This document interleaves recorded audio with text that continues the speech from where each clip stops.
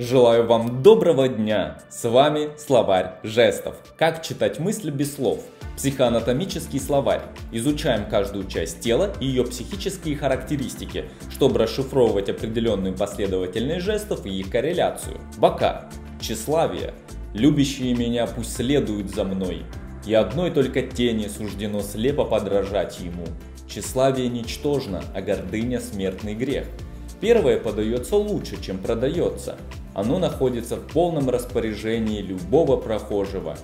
Второе с полным правом принадлежит тому, чей успех добыт потом предков.